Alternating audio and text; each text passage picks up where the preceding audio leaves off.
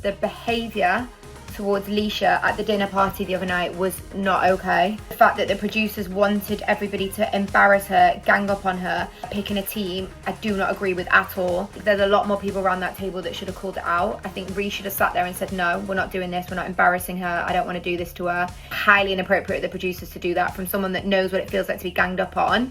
Shame on E4 for that.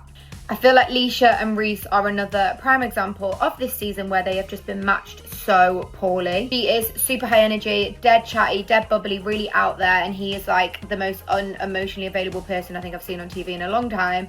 Just giving nothing. He's not there, he's not invested, he's not communicating with her, he's not giving her any reassurance from what we can see. And it's just not going to work. They are polar opposites. Again, really poor match here.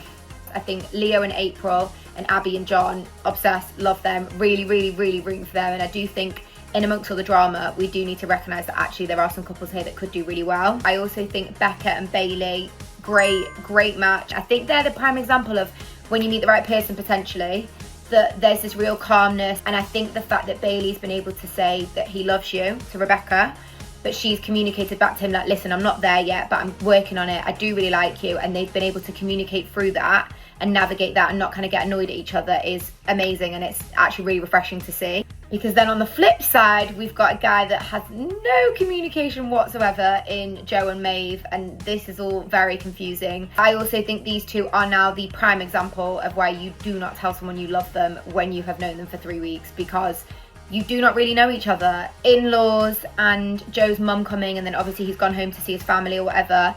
I think that has obviously got in his head a little bit. Actually, this isn't for him and he's going to cut and run. However, you are married, you are in an experiment, and you have told this girl you love her. So the least you can do is stay there and communicate and talk to her about it, because her head will be spiraling, which is fair enough. But I've got a horrible feeling they're not going to pull this through.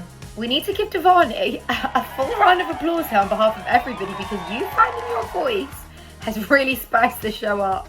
If I'm totally honest, I feel like Devani and Julia Roof, I'm bored. Are they vibing? Do they like each other? Do they not? Just like, I don't get it.